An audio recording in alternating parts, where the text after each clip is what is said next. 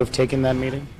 Well, if given my history on Russia and Putin, if somebody approached me with Russia links, I'd be incredibly suspicious. So I'm probably the wrong person to ask. That was Senator Rubio commenting on Donald Trump Jr.'s meeting with a Russian attorney. But today, new developments about President Trump holding a second secret meeting with Russian President Vladimir Putin at the G20 summit. Meanwhile, President Trump, he is lambasting Senate Republicans over the failure of their latest attempt to repeal and replace Obamacare. Our bureau chief, Ross Palumbo, is following it all from the White House tonight. Ross.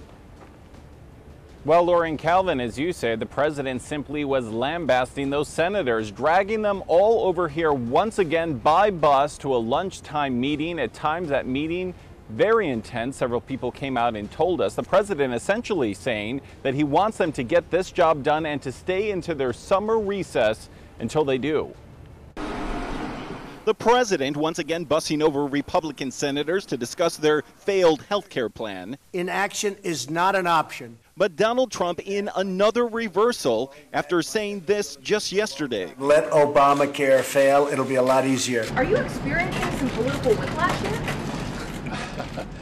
Well, it's pretty obvious we've had difficulty in getting 50 votes. We're going to vote on the motion to proceed to the bill next week. And Democrats squarely placing responsibility on the president. We're not going to own it. I'm not going to own it. I can tell you the Republicans are not going to own it. The buck stops with you, President Trump. The repeal may have already been stopped, with 3 Republican senators already saying they'll block any vote. But Senate Majority Leader Mitch McConnell still planning a vote on repeal without replacement next week. I think it's been abundantly clear. I've run for election and re-election on the promise of repealing and replacing Obamacare, and I intend to keep that promise. Meanwhile, widespread concern over the president's second undisclosed meeting with Vladimir Putin. Perhaps they should have reported it to the media that there was a conversation. All coming from a second undisclosed meeting between Trump and Russian President Vladimir Putin at this G20 dinner. It lasted nearly an hour, and no other U.S. officials were present. We still have no idea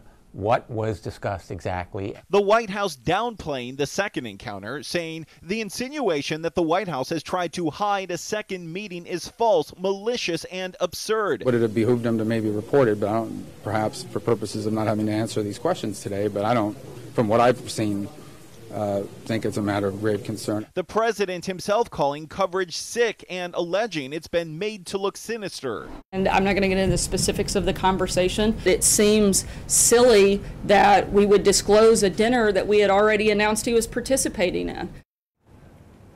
Well, no one other than Sarah Huckabee Sanders tonight is calling that meeting silly, and the undisclosure of that, Lori. Several people still have big questions. We still don't know exactly what was talked about. And Lori, perhaps the biggest issue that many senators can't get over, the president didn't even have his own interpreter there. Only Russian President Vladimir Putin had his interpreter, so it's very hard to know whether the president was getting a straight story for all this time, nearly an hour in that conversation. You are certainly getting all the details for us. Ross Palumbo working it live from the White House. Thank you.